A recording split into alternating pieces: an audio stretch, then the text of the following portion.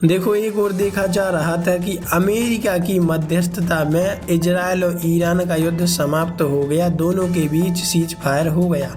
लेकिन अब खबरें जो आ रही हैं उसे सुनकर आप भी चौंक जाओगी और इन खबरों से आपको मालूम चलेगा कि वास्तव में इजराइल तो मानने वाला नहीं है और वहीं ईरान भी अब बदले में कार्रवाई बहुत ही भयानक करने वाला है। इसको लेकर अमेरिका भी कुछ नहीं कर सकते, क्योंकि इजराइल की तरफ से जो प्रतिक्रिया जो हमले देखे जा रहे हैं उसे लेकर अमेरिका कुछ नहीं कह सकता। बहुत कुछ चल रहा है इस वक्त जियो पॉलिटिक्स में। आइए जानते हैं क्या है पूरा मामला और कैसे ये बात और बिगड़ती जा रही है। देखो, खबर सामने आ रही है, वेस्ट बैंक में आईडीएफ के सैनिकों पर भीषण हमला, भड़क गए इजराइल के रक्षा मंत्री, बोले बर्दाश्त नहीं करेंगे। इजराइल के रक्षा मंत्री इजराइल कैट्ज ने शनिवार को कहा कि वे कल रात पश्चिमी तट पर हुई गंभीर हिंसा और इजरायली डिफेंस फोर्स आईडीएफ के सैनिकों पर हमले की कड़ी निंदा करती हैं।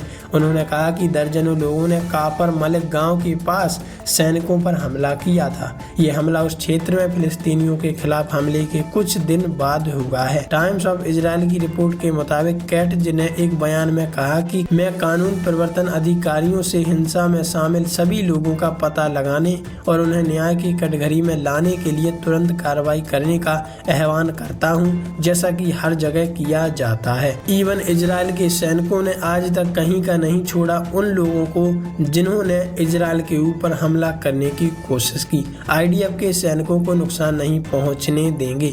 इजरायली रक्षा मंत्री कैट्ज ने कहा कि वे रबियों और बस्ती के नेताओं से भी अपील करते हैं कि वे हिंसा के इन कृत्यों की कड़ी निंदा करें और उनका खंडन करें। उन्होंने आगे कहा कि इजराइल राज्य हिंसा और कानून को अपने हाथ में लेने वाले को बर्दाश्त नहीं करेगा और वो किसी को भी इजरायली डिफेंस फोर्स के सैनिकों को नुकसान नहीं पहुंचने देंगे, जो यहूदियों और समरियों में फिलिस्तीनी आतंकवाद के खिलाफ दिन रात बहादुरी से लड़ते हैं और वहां बसने वालों की सुरक्षा पुख्ता करते हैं। इजरायली कैट्ज ने इससे पहले कहा था कि फिलिस्तीनियों के खिलाफ इजरायली सेटलर्स की तरफ से की गई हिंसा आतंकवाद नहीं है।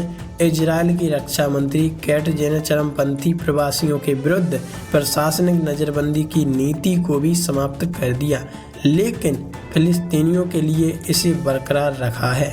वैसे आप इस बारे में क्या कहना चाहते हैं, कमेंट में लिखकर जरूर बताइएगा।